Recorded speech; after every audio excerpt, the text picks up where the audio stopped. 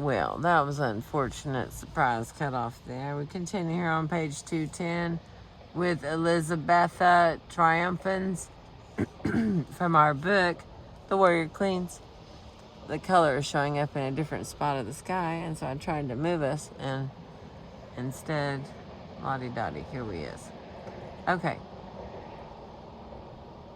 Where was I at? Secondly, she presented herself as a prince. Like many successful pieces of composite propaganda, the second part was in direct contradiction of the first. In all this, there was one real danger, and another possible one. The possible danger was of a husband, bringing with him perpetual masculine control.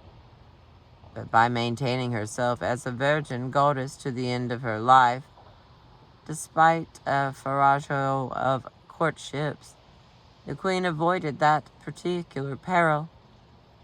Sir James Melville, visiting the English court on behalf of Mary, Queen of Scots, observed to Elizabeth, when she had been on the throne 5 years, without committing herself to a bridegroom,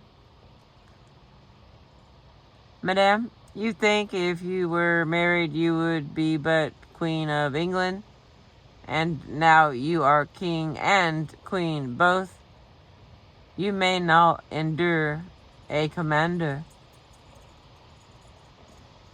He went to the heart of the matter, although neither he nor the Queen herself, whose most profound decisions were taken by the highly round-about method of endless procrastination, can have envisaged the Elizabeth would end her life, still King and Queen, still without suffering a commander.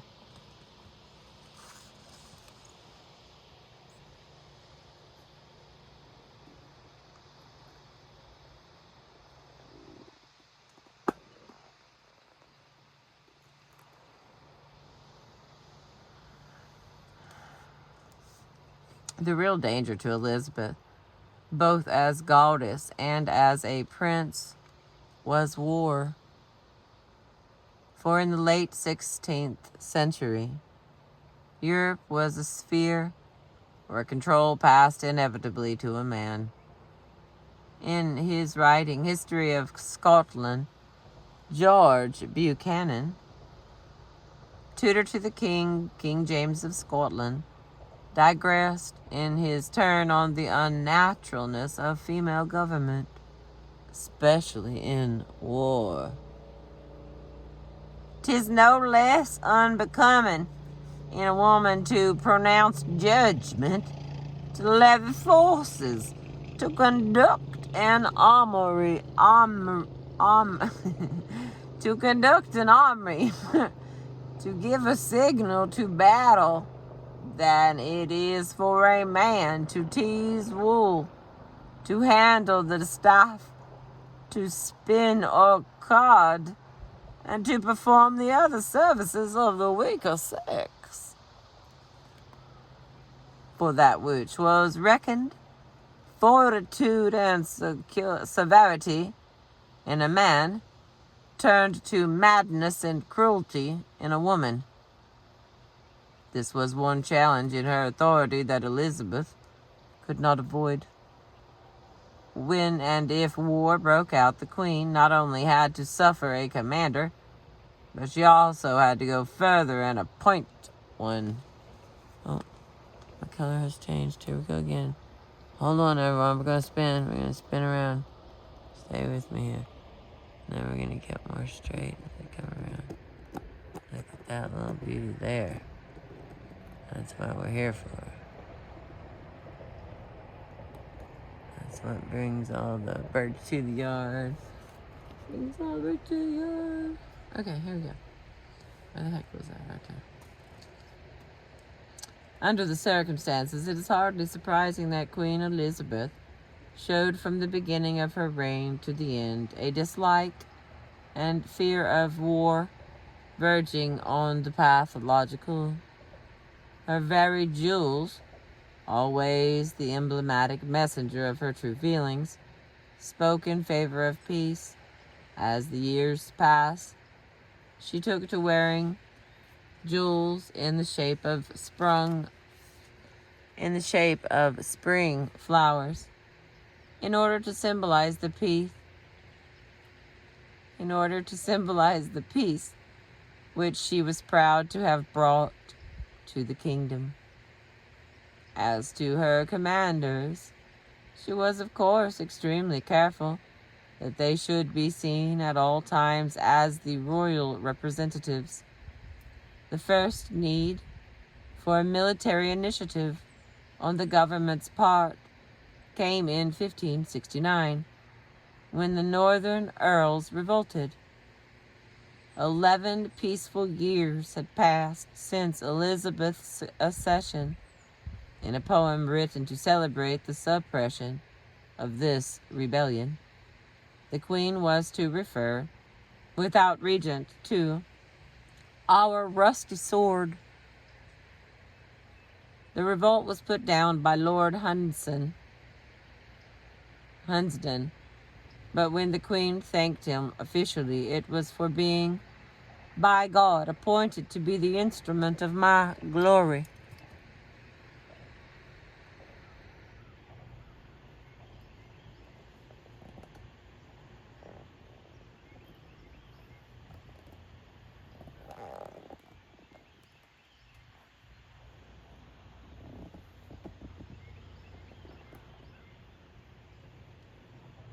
Man, that's pretty. I mean, that is pretty. Oh, hang on. Oh, got eagles flying around. It's like I'm being blessed with beauty this morning. Thank you for being with me. I like color on the water. Oh, it's gonna come over, I think. I think it's happening, guys. I think it's happening. I think it's gonna happen. Wait a minute.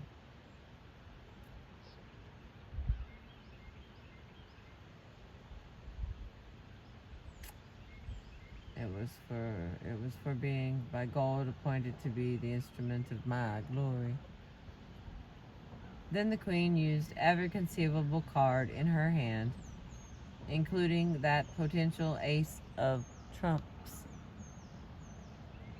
which would never in fact be played, her marriage, in order to avoid military involvement in the Netherlands, where Protestant rebels were locked in conflict with the overlordship of Catholic Spain. When Elizabeth could hold him firmly, when Elizabeth could hold back no longer, and command had gone to Leicester, she enjoined him firmly, not in any sort to hazard a battle without great advantage. There were to be no false heroics about the sheer glory of the contest here. The zest for conquest, which possessed Zenobia and Tamara, was quite lacking in Queen Elizabeth I, who made of this deficiency, as some might have rated it, a virtue. In my ambition of glory, I have never sought to advance the territories of my land. I have used my forces to keep the enemy from you, she added pointedly. I have thereby thought your safety in greater, and your danger the less.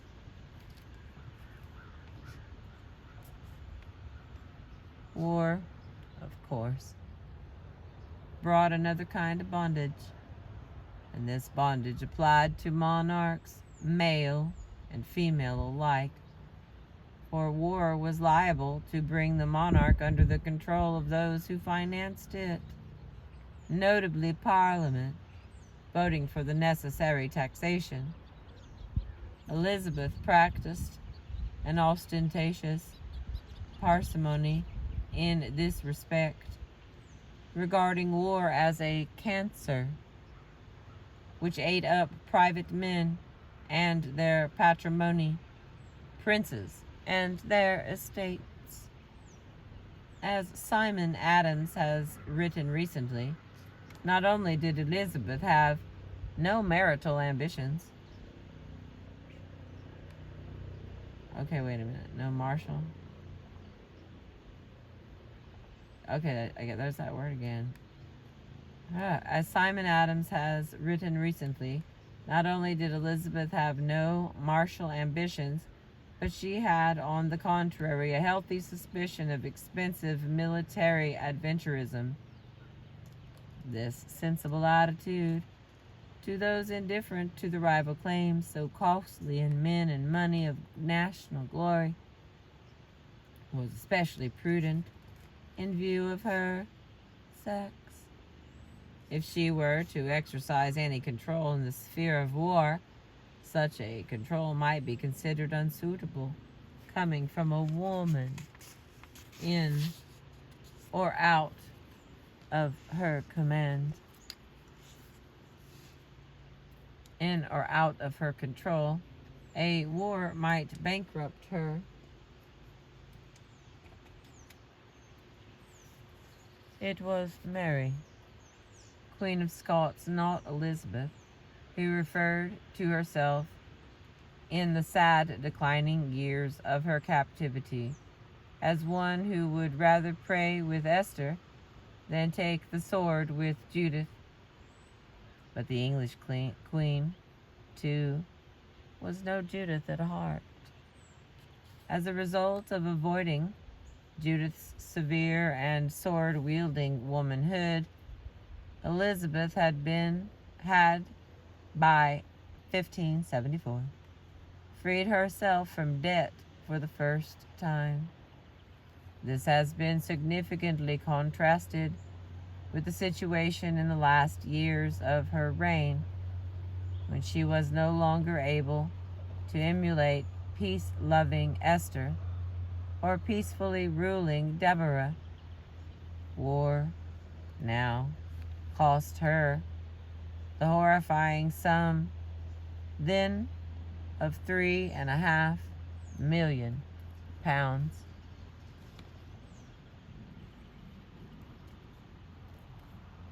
Part of the trouble with the ambitious young Essex in the 1590s was that his hot-headed love of war was inimical to his royal mistress.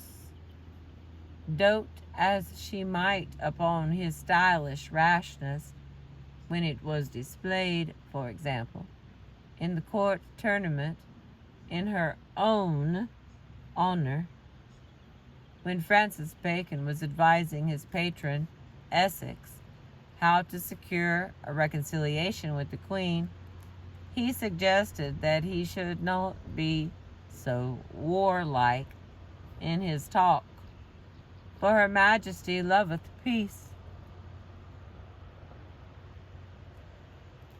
As the young Indian braves in Western films used to be routinely portrayed as eager for war, where their elders were content to smoke the pipe of peace, so Elizabeth and Essex were ranged against each other by their generations.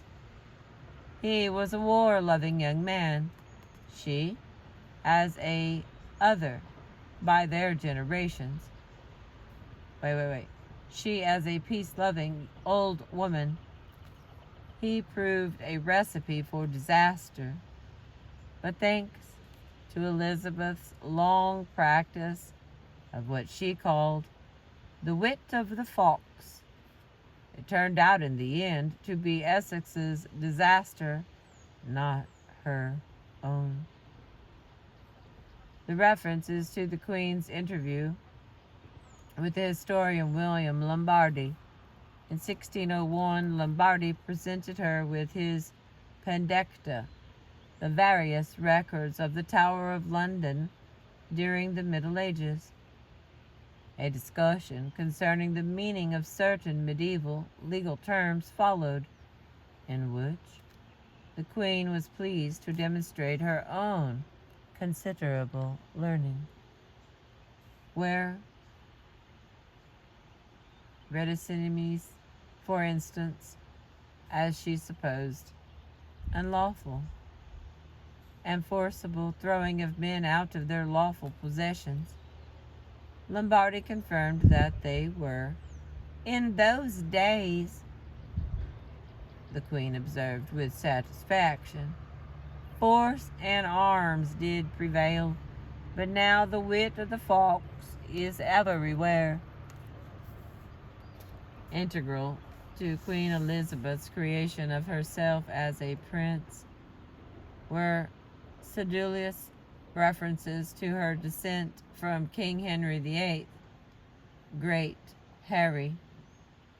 In a rich working of the appendage syndrome, Knox had advised the Queen, in his somewhat limited apology, not to brag of your birth, but brag she did, in full measure, and over again.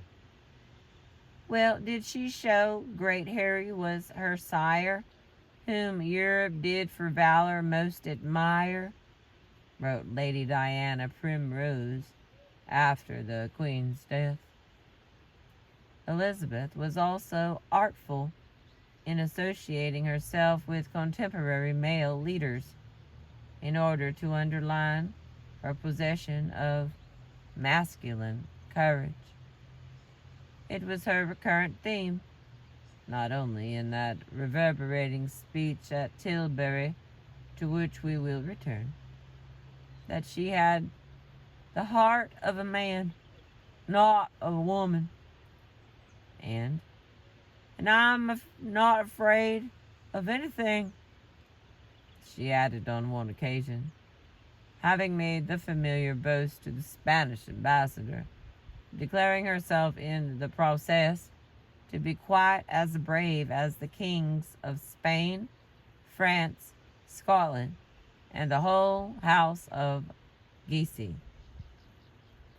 The greatest art of all was deployed paradoxically in persistent reminding her audience that she was only a weak woman, in order to evoke the desired reaction of wonder and disbelief. For surely here was the equal of any prince of the past. In 1586, for instance, Queen Elizabeth described her reaction to her ascension, bethinking myself on those things that fitted a king, and she listed justice, temper, magnanimity, judgment, among them adding modesty. As for the two latter, I will not boast, my sex doth not permit it. The implication was clear. The Queen kept up these quasi-modest allusions to the end of her life. In almost her last public speech, she reminded her audience of her sexual weakness, before going to the boast once again that God had given her a heart which never yet feared foreign or home enemy. Try to turn this around again.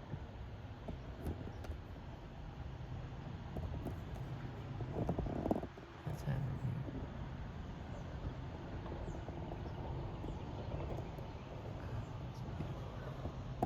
Alright, trying desperately to not. Again, I got a new one, so it's like working really well.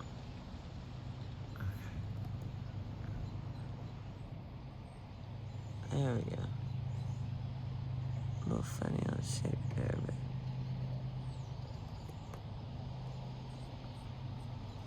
we did it. We did it. Okay, I'm gonna get a little drink. I don't know how many pages we have left. More than one. More than one.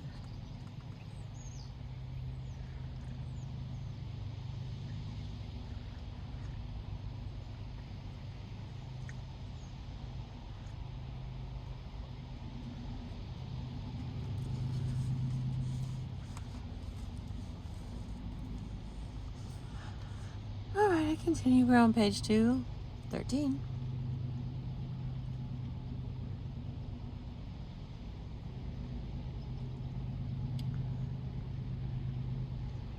God had given her a heart which never yet feared foreign or home enemy. When there were the numerous other worldly references to Diana, Juno, Austrasia, Gloriana, sweet Cynthia, the fairy queen, and so forth and so on, as a goddess untouched by the depredations of time, an ode celebrating her funeral referred to this sweet slumbering maid with the air of one on her way to Parliament, not to burial. The extensive researches of Roy Strong in art and history have exposed the workings of this subtle and brilliant campaign, like some huge campaign for re-election lasting 45 years.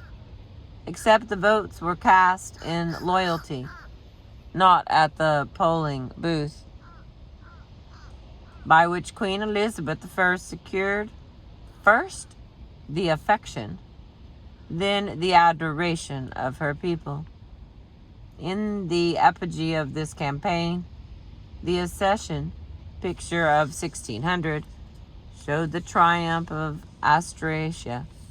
The Queen had finally been transformed into the first Virgin of Virgil's fourth eclogue, Virgo and Venus. At the age of 67, ever young and ever beautiful.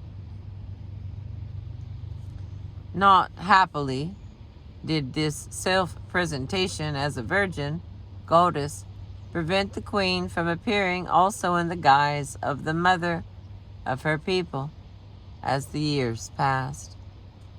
When Leicester expressed the hope in his will that Elizabeth would be the longest reigning prince that ever he, God, gave over England, he went on to wish, in a splendid transfer of genders, that she may indeed be a blessed mother and nurse to this people and Church of England. Sir John Harrington referred to her as the natural mother of her subjects. Thomas Dekker, in his epitaph, described her as having brought up, even under her wing, a nation that was almost begotten and born under her. For gradually her femininity, which called for chivalry and protection, denied to a king, became an asset, not a weakness. At the beginning of her reign, at a tournament given in honor of the Duc de Montmorency, Queen Elizabeth watched with her ladies at the tilt yard, while the Earls of Rutland and Essex charged at each other at a signal given by her. But it had to be admitted that for all the prettiness of the torch-lit spectacle, the two earls in blue and silver, the young queen gilded and radiant, it was not thus that great Harry had conducted himself at the beginning of his reign, he who had tired out 8 to 10 horses hunting, and then played tennis, and finally jousted himself. 20 years later, when the Queen, still more gilded, yet more radiant, watched a tourney of armed Amazons versus knights, She had become the center of an astonishing cult, in which even the warlike Amazons had to be played by men, since such games were far too rough for the delicate sex, of which she was the most delicate of all. There is a special piquancy in this respect about Queen Elizabeth's legendary meeting with Grace O'Malley, the Irish pirate captain, who is supposed to have appeared before her at Greenwich in 1593, barefoot, dressed in wild and ragged Irish costume. One should say that this meeting is legendary only in the sense that it has given rise to many legends.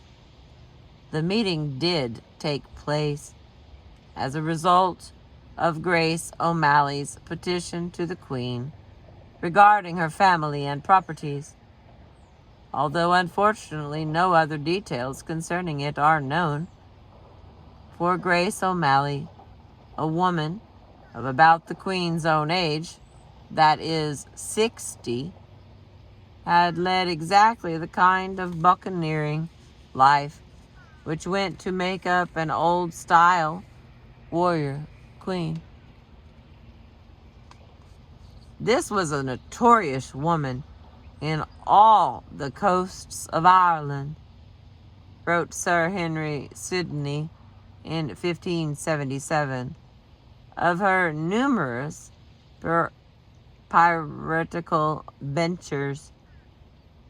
Even if Grace O'Malley was not actually in rags, as the legend has it, the weather-beaten appearance of this real-life warrior queen must have provided a sharp contrast to that of the bedizened and bejeweled English sovereign, pampered by a lifetime at a chivalric court. I gotta know.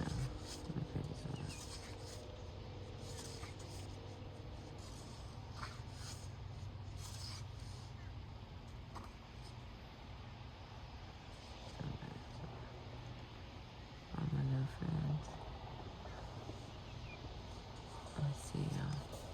Hang on, let me get another drink, friends. Oh, it's beautiful though.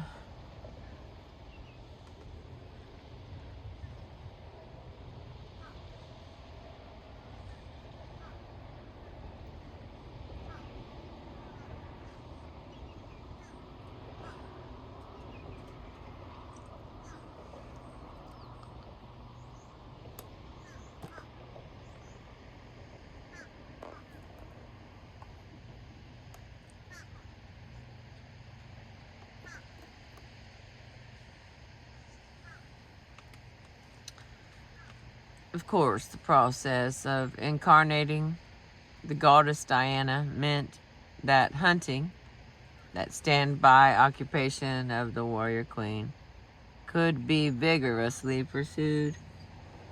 The queen, who had had arrows headed with silver and flighted with peacock feathers when she was a mere princess at Enfield, hunted with enthusiasm till the end of her life. On the other hand, her renowned progresses around the country, that art form of self-display, which she did not invent, but energetically developed, showed her more statistically.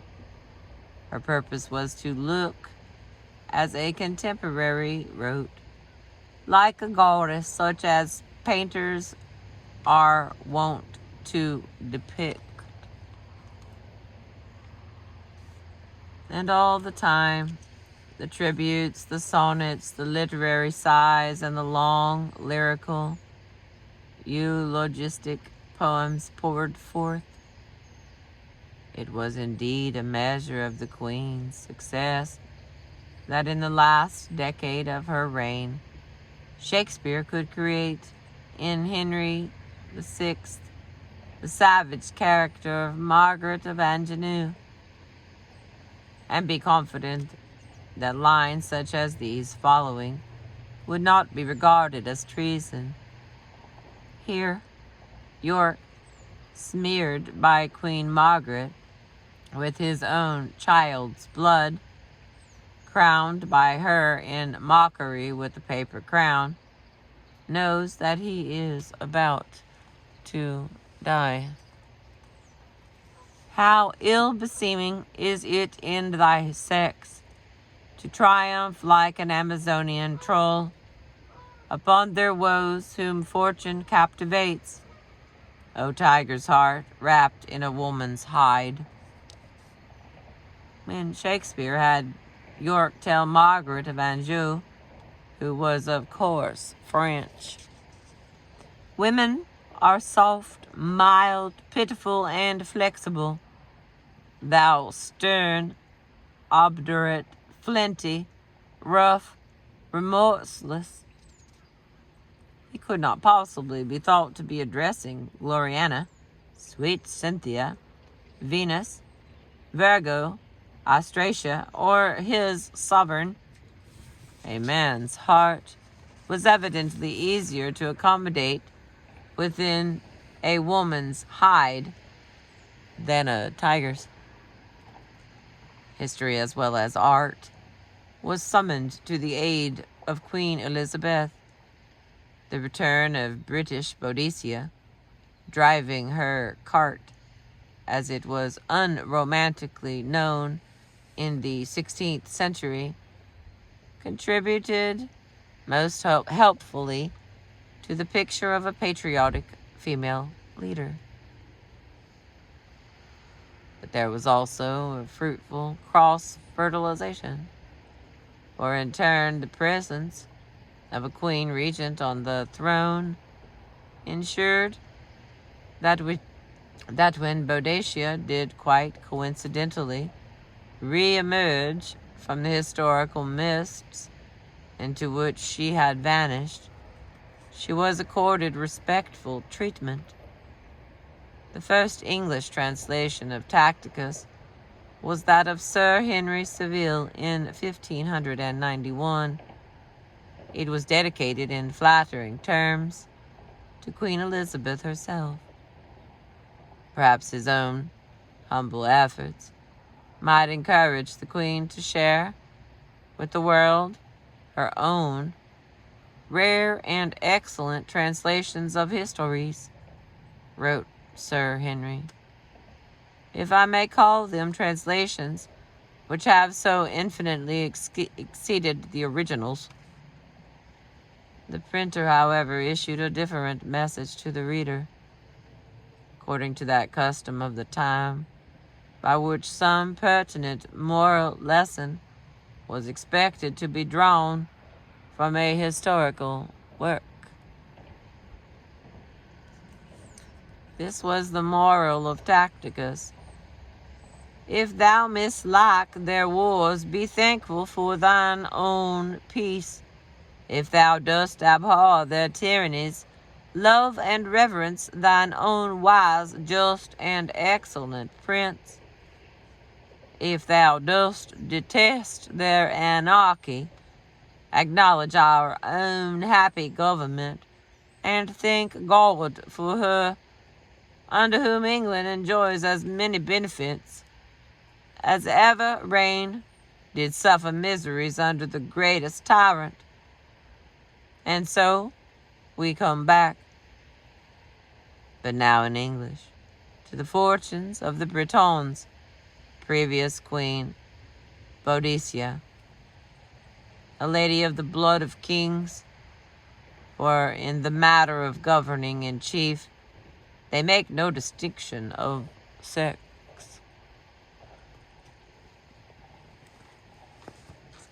The story of Boadicea had already been introduced to readers in Latin through the works of Polidori, Virgil, an Italian humanist who came to England at the beginning of the 16th century and became a member of the circle of Sir Thomas More.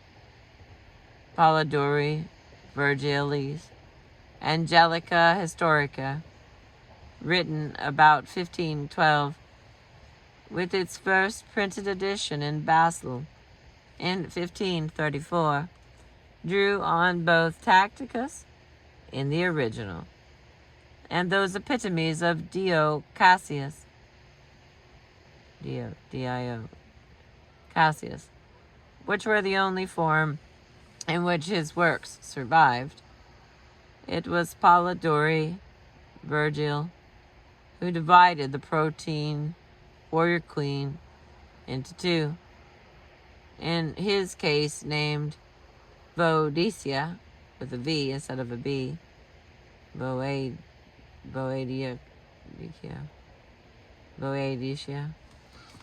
and Bonducia. Oh, I don't like that one. Let's try it. Bonducia. How about that? Nobody should be called. Okay. Hang on. A tiny drink. My mouth's spitting out a lot of words over here. Woo! It's like when one is asleep and like 30 minutes later one is talking a lot. Wordy.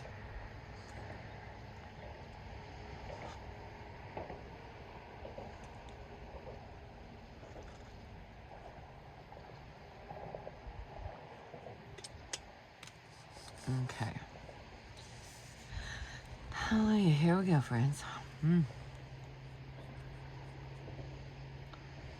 Okay, where was I? Up here at the top. Somewhere. Okay. Right here at the bottom. Hang on. It was Polidori Virgil who divided the protein, Protean, protein, warrior queen into two.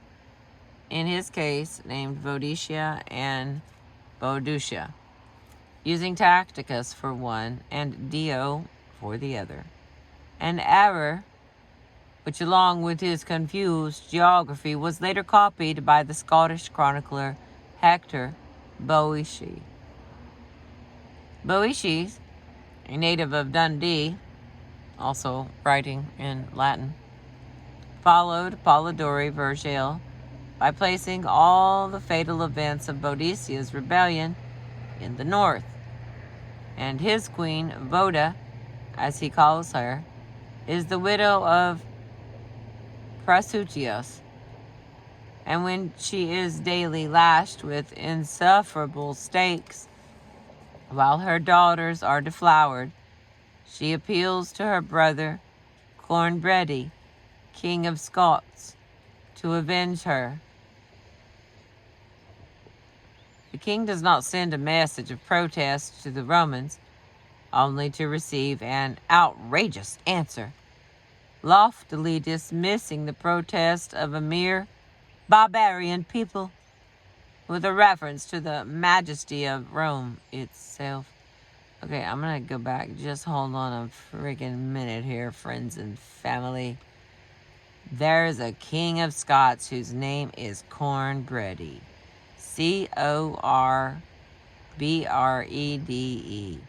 Corbrede. Cornbready. Cornbready. So I thought cornbread was just like that it's made from corn. Like so many of these names seem like they stuck around in other words, you know? It's like the idea of being immortal is that some part of your name is clingy and it sticks to other words that are coming in the future. And I guess if you're lucky like me, like my name is Crystal, so I already have a name like all the clear rocks, and lots of people will say my name. So I feel like I got lucky that way. Like if you name your kid like something than a lot of other things, it'll live forever. That's the plan anyway. And there's more than one kind of immortality is what I'm trying to say. Like, Cornbready. Seriously. Oh my gosh. You know, another thing is I've read this book, I have noticed that they have left a lot of names out. You know, like, we're not using some of these names. It seems that they got phased out. All right, back to Cornbready, King of Scots. Whew. All right. It was Boece's History of Scotland, which Ralph Holinshed quarried for his own chronicles, first issued in 1577. Just as Shakespeare, in his turn, would work over Holinshed's material. It must indeed remain one of the minor, but titillating what might have been of literature to speculate what would have happened if Shakespeare's fancy had lighted on the story of Boadicea instead of, say, that of Macbeth, also taken via Holinshed from Boece. Holinshed's Queen Voda, a woman not unworthy to be numbered among doughty chieftains, strongly resembles that of Boece, except that she has been brought slightly further south. The characters of her two daughters, unnamed by Tacitus or Dio, are also for the first time developed, as they were to be in subsequent 17th and 18th century dramas. The elder daughter, also named Voda, subsequently marries that noble Roman called Marius, who had deflowered her before her time. This sexual theme of the raped daughter either marrying a Roman or falling in love with him will be developed in the Boadician plays of the 17th and 18th centuries. The younger daughter, Boadicea, having gathered together a crew of soldiers on the Isle of Man, attacks the Romans as her mother had done, and is captured in Galloway by the Roman Petulus. Upon her stout answers made unto him as he questioned her with her about her bold enterprises, she was presently slain by the soldiers.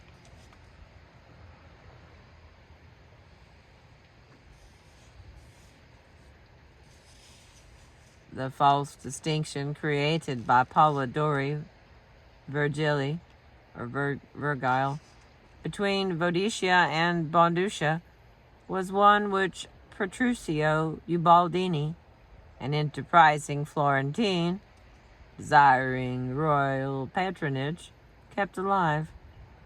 After a series of travels, including a visit to Scotland, Ubaldini, born in about 1542, settled down in England under the patronage of the 12th Earl of Arundel, but he was after bigger game.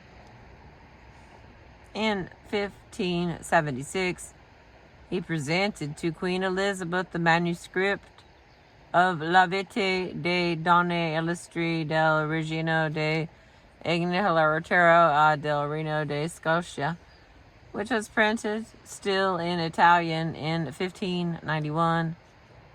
Italian was, of course, among the many languages in which the Queen was proficient. There is a long dedicatory epistle to the most serene and very wise Elizabeth, most powerful Queen of England, in which Ubaldini manages to blow his own trumpet as a scholar with almost as much vigor as he proclaims the Queen's manifold virtues, which include, incidentally, her valor in defending her peoples from the enemy, as well as her clemency. Among the illustrious ladies considered are Cartimandua, a warlike woman, and Matilda Augusta Maud, praised for playing a manly role intervenido virilmente, which demonstrates that Women can be wise, prudent, and capable, so long as they eschew all softness. The next year, Ubaldini gave Queen Elizabeth a further volume in manuscript, La Vita e I Fatti di Si Donne Illustri, which was never printed. Perhaps because it did not involve British queens. The 6 ladies included Zenobia, who was described as virile, in that while her husband lived, she was his equal in virtue and valor, and after his death she became famous far and wide for her great achievements in peace and in war. Thanks presumably to this historical barrage, the relationship flourished, not only in 1577, but in 1588. The Queen and Ubaldini exchanged New Year gifts.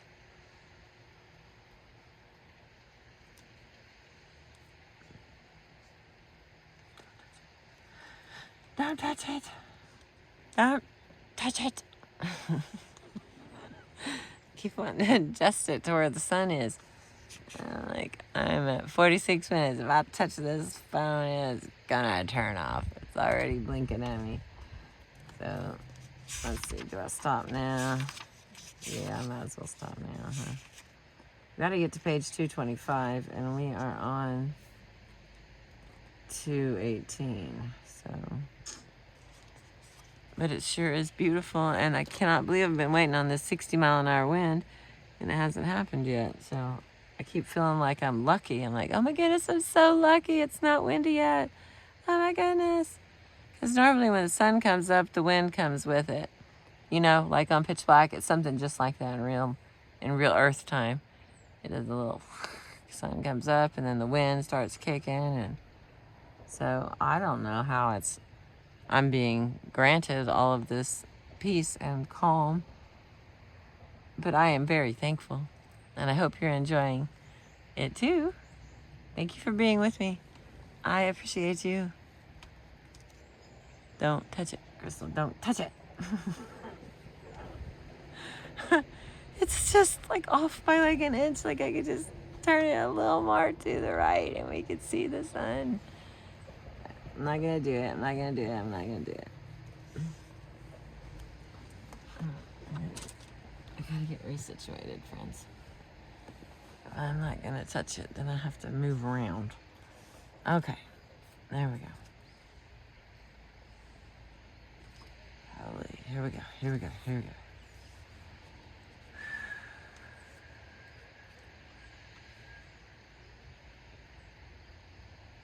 Both Spencer in the reign of Queen Elizabeth and Ben Jonson in that of James I for his Masque of Queens drew upon the Britannia of William Camden for their allusions to Boadicea. Camden's is an upbeat picture. The Britons under the conduct of Boadicea had unanimously resolved to recover their old liberty. It is a scholarly, based, as ever with Camden, on a proper study of the available sources, including not only Tacitus, but the monk Gildas. And although he hesitates over the name of the warrior queen, as many have done before and since, Boadicea, Bonducia, Boudicea, he places the Iceni in roughly their correct geographical position. It is true that Boadicea is described as capturing Maldon in Essex instead of Colchester, but the East Anglian queen is no longer driving her chariot.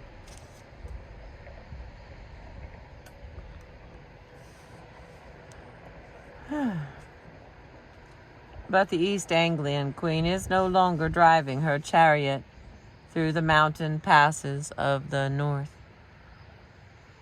Spenser's warrior queen, stout Bundica, is one of the several women valorous who are celebrated as the ancestress